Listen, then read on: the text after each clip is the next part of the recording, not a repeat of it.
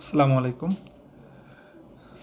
আমি আপনাদেরকে মাঝে মাঝেই কিছু স্বাস্থ্য পরামর্শ দিয়ে সহায়তা করব। আজকে যে বিষয়টি নিয়ে আলোচনা করব, কিভাবে কিডনিকে সুস্থ রাখা যায়।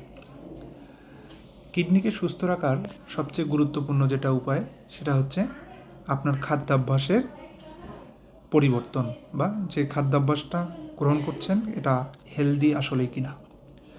খাদ্যাভ্যাসে কী করতে হবে? কিছু জিনিস আপনাকে পরিহার করতে হবে। কি পরিহার করতে হবে? আপনাকে অতিরিক্ত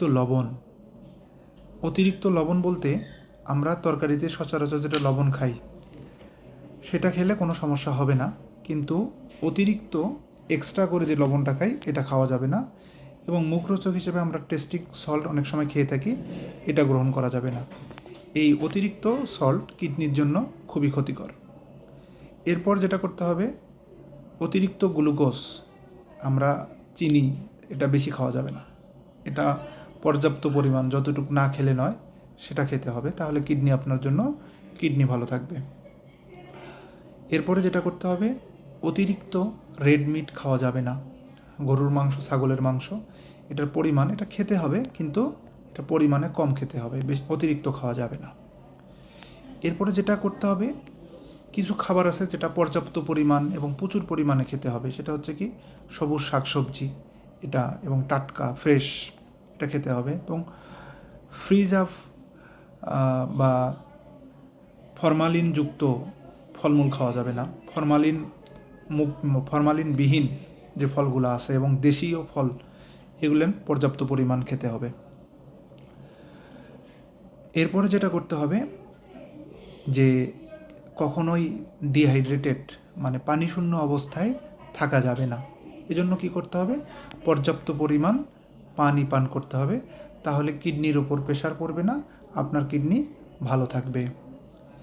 এরপরে যেটা করতে হবে, প্রতিদিন ফিজিক্যাল এক্সারসাইজ করতে হবে। এক্সারসাইজ করলে যেটা হয় যে আপনার সকল ধরনের যে সমস্যাগুলো থাকে, যদি আপনার উচ্চ রক্তচাপ, হার্টের সমস্যা, ডায়াবেটিস, ওভারওয়েট, এই সমস্যাগুলো থেকে আপনি রেহাই পাবেন। একটু হাঁটলাম, এটা যে এক্সারসাইজ হয়ে গেল, অনেকক্ষণ ধরে ব্যায়াম করলাম, এরকম না। এটার একটা রেগুলারিটি মেনটেন করতে হবে। এটা বলা হয়ে থাকে যে অ্যাটলিস্ট 30 মিনিট একটানা হাঁটতে হবে। আর